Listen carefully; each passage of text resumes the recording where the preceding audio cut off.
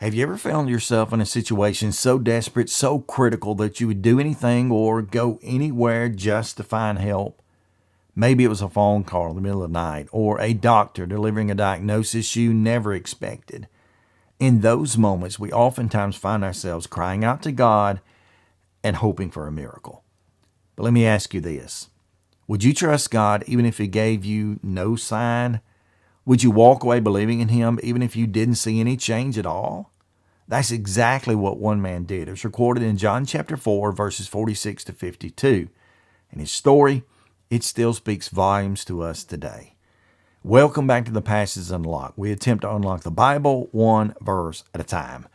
My name is Jim Murrell, and today we're going to be diving into what I like to call the message of the miracle. Now let's begin by reading the context one piece at a time. John chapter 4 and 46 says this, "So Jesus came again into Cana of Galilee, where he had made water to wine. And there was a certain nobleman there whose son was sick at Capernaum." Now remember, Cana was the same place where Jesus had previously performed his first miracle, that is, of turning water to wine. You see, word had gotten around and people were beginning to follow him because of what he had done. But this time, it was desperate. A father, often called a nobleman here, is likely an official in Herod's court. He makes a journey from Capernaum to Cana, roughly about 20 miles, I think, and it was not a casual visit. His son was dying, and he needed Jesus now. Verse 47 adds this, "When he had heard that Jesus was come out of Cana into Galilee, he went unto him and besought," that word means to beg him, "that he would come down and heal his son, for it was at the point of death." Can you hear the urgency in his voice? This man wasn't just looking for a sign. He was a father pleading for his child. And yet Jesus, he kind of responded in a strange way, it might seem. Verse 48 said, "And then said Jesus unto him, Except you see signs and wonders, you will not believe." Now that sounds harsh at first, doesn't it? But Jesus was not trying to be cruel. He's actually making a statement about the whole crowd that had probably gathered by that point. So many people wanted to see a miracle and just be amazed.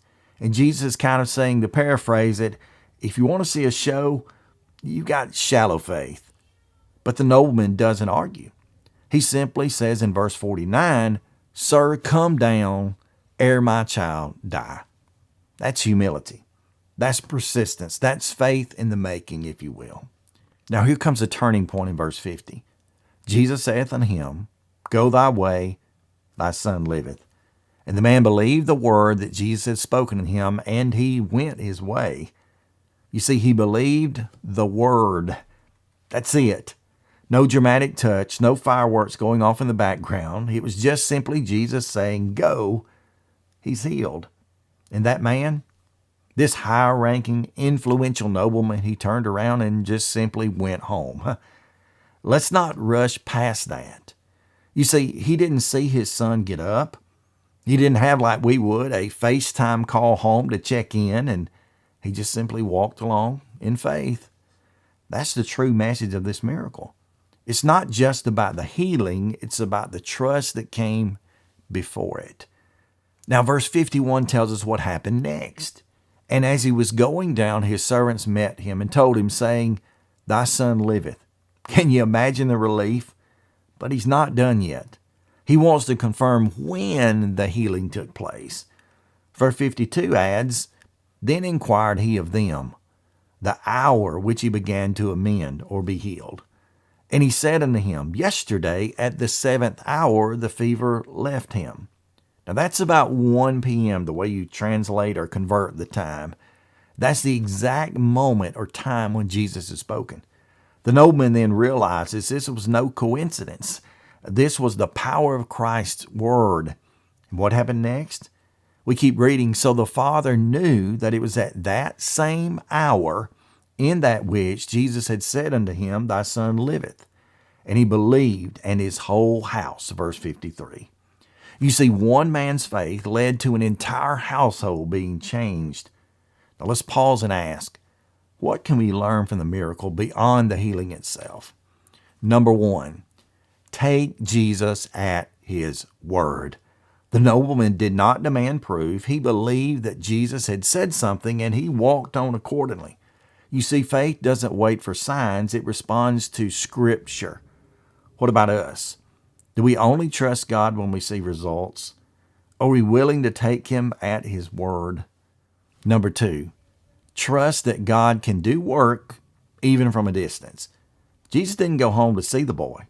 He just spoke, and it was enough. God didn't need to be in proximity of the person to be powerful even in front of him. Whatever you're dealing with grief, with fear, with uncertainty, God can reach you in your situation no matter the distance. Number 3, faith grows when we reflect. The nobleman asked them when the healing occurred, and it confirmed everything. He was strengthened in his faith. You see, when you pray and see later the results, don't forget to look back and recognize God's hand in it. That builds our faith. Number 4, your faith can influence others. Because of the nobleman's belief, his whole household came to believe. Never underestimate the influence of a faithful parent, a spouse, or a friend. And when you trust Christ openly, others will take notice.